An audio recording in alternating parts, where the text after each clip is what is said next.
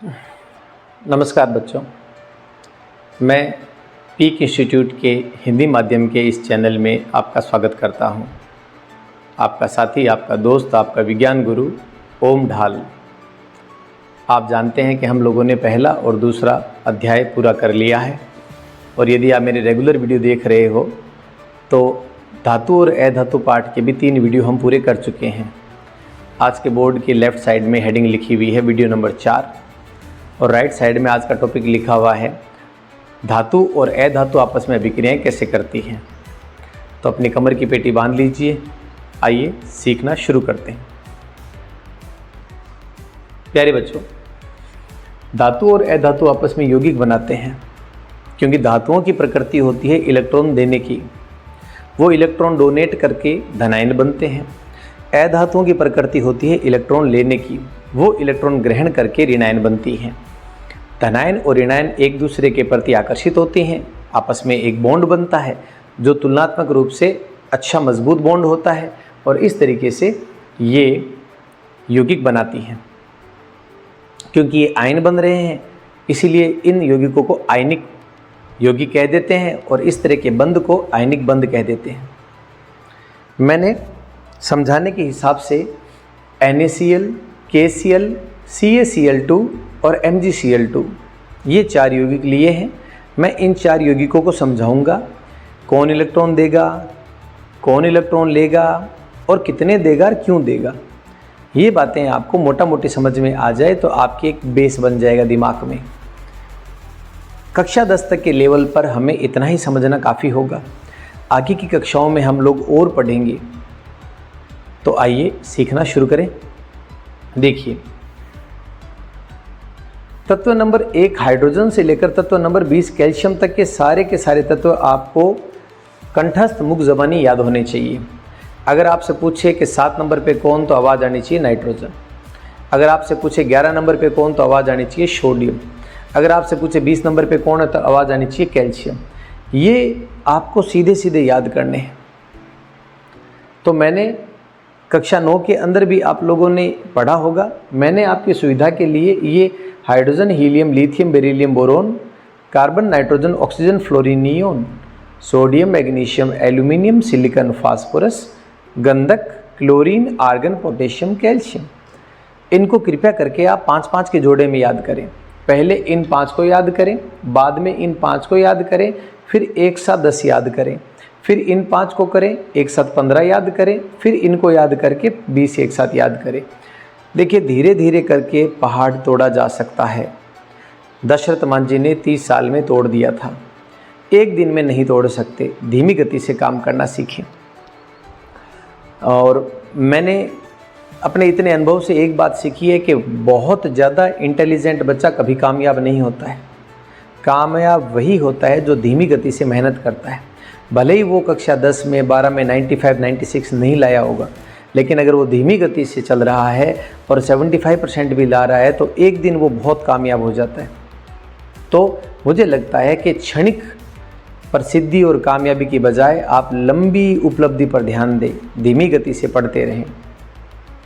मेरे प्यारे बच्चों, आइए इस कंसेप्ट को यूज करके यहाँ चलते हैं। इस वाले भाग को लास्ट में पढ़ेंगे।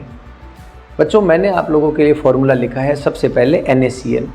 NaCl यानी सोडियम क्लोराइड, ये नमक होता है, और हम लोग इसको खाने में काम में लेते हैं।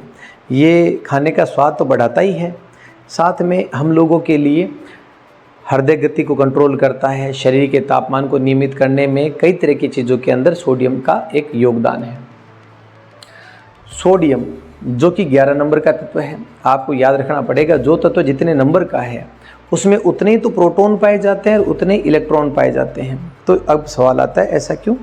देखो, प्रोटॉन पर पॉजिटिव चार्ज है, धनात्मक, और उसको उदासीन करने के लिए उतनी ही मात्रा में ऋणात्मक चार्ज वाला कोई न कोई एलिमेंट होना चाहिए। अगर 11 प्रोटॉन हैं सोडियम में, तो 11 इलेक्ट्रॉन रहेंगे, तभी तो सोडियम उदासीन होगा। तो 11 इलेक्ट्रॉन अलग अलग कक्षाओं में सेट रहते हैं। पहली कक्षा में 2, दूसरी कक्षा में 8, तीसरी कक्षा में 1 इलेक्ट्रॉन। क्लोरीन को देखते हैं। क्लोरीन 17 नंबर का तत्व है। और इसका कॉन्फ़िगरेशन यानी इलेक्ट्रॉनिक विन्यास होता है 2 8 7। ऐसा क्यों? क्योंकि पहली कक्षा छोटी होती है, उसमें 2 इलेक्ट्रॉन आते हैं। आगे की सभी कक्षाओं में 8 8 आ सकते हैं, पर यहाँ आएंगे कैसे?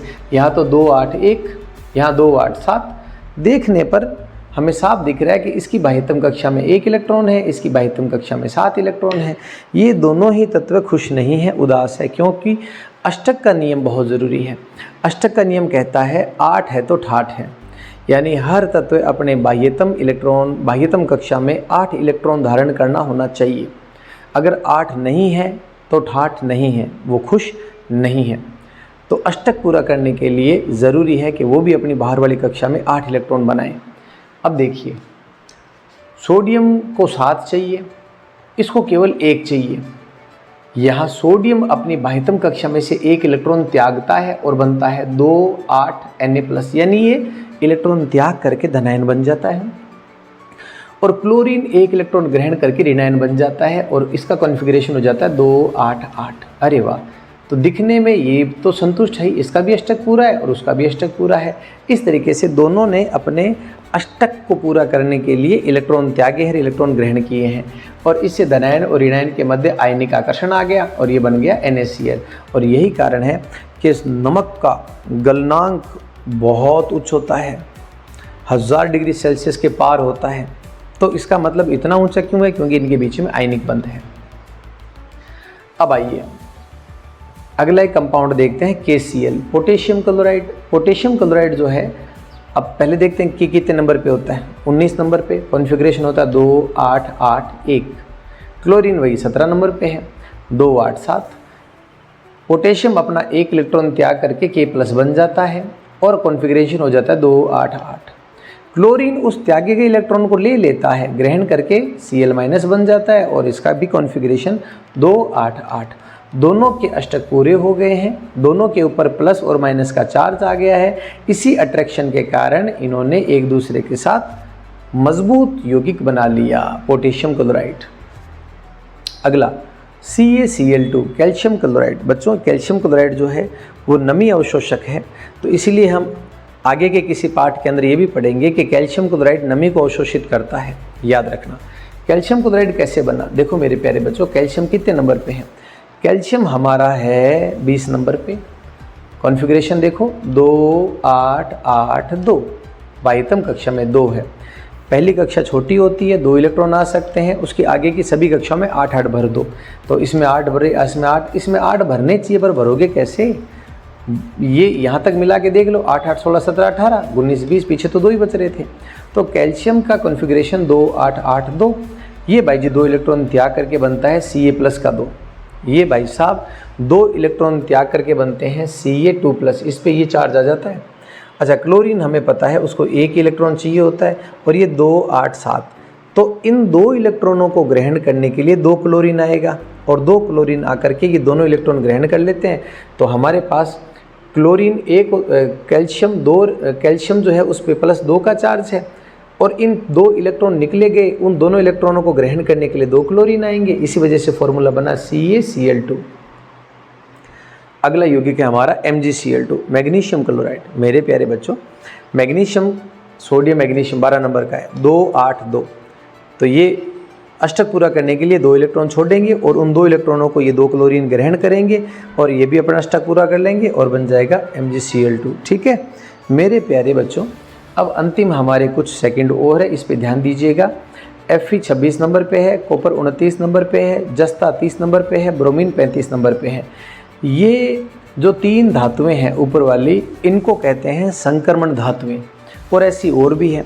संक्रमण धातुओं का मतलब होता है ऐसी धातुएं जो कभी तो 2 इलेक्ट्रॉन त्याग देती है, कभी 1 त्याग देती है, कभी 3 त्याग देती है, अपनी स्थिति और परिस्थिति के अनुसार। जब कोई धातु अलग अलग संयोजकताएं प्रदर्शित करे तो उसे कहते हैं संक्रमण धातु। तो Fe जो है वो कभी तो 2 इलेक्ट्रॉन त्यागती है, जैसे FeO, इसमें 2 इलेक्ट्रॉन त्यागे हैं, कभी 3 त्यागती है, तो यहाँ पर Fe2O3 में से 3 त्यागे हुए हैं। कॉपर कभी 1 त्यागता है, Cu2O 1 इलेक्ट्रॉन त्यागा है इसने, और कभी ये भाई साहब 2 त्याग रहे हैं, कॉपर ऑक्साइड में इसमें 2 त्यागे हुए हैं +2। ये छोटा सा एक भविष्य के लिए हिंट है कि आगे की कक्षाओं में हम इनको पढ़ने वाले हैं। अभी के लिए आपको NaCl, MgCl2, CaCl2 और KCl जैसे कंपाउंड याद कर लीजिए, काफ़ी होगा। फिर से रिकैप कर देता हूँ। धातुएं इलेक्ट्रॉन त्यागने में रुचि रखती है, अधातुएं इलेक्ट्रॉन ग्रहण करने में रुचि रखती है। धातुएं इलेक्ट्रॉन त्याग करके धनायन बनती है, अधातुएं इलेक्ट्रॉन ग्रहण करके ऋणायन बनती है। दोनों एक दूसरे के साथ में बॉन्ड बनाते हैं, आयनिक बंध बनते हैं। आयनिक बंध बहुत मजबूत होते हैं और ये यौगिक कहलाते हैं आयनिक यौगिक। इस तरीके से अष्टक का नियम पूरा करने के हिसाब से इलेक्ट्रॉन त्यागते और ग्रहण करते हैं। आशा करता हूँ आज का वीडियो आपको समझ में आया होगा, क्योंकि आज जन्माष्टमी है। आपको भगवान श्री कृष्ण के जन्मदिन की बहुत बहुत बधाइयाँ। उन्होंने गीता में जो कहा उनको ध्यान में रखिए। मतलब आज हज़ारों साल पहले लिखे गए महाग्रंथ आज के दौर में भी प्रासंगिक है, उतने ही उपयुक्त है। तो प्यारे बच्चों, मेरे आशीर्वाद और ढेरों शुभकामनाओं के साथ में बहुत बहुत धन्यवाद।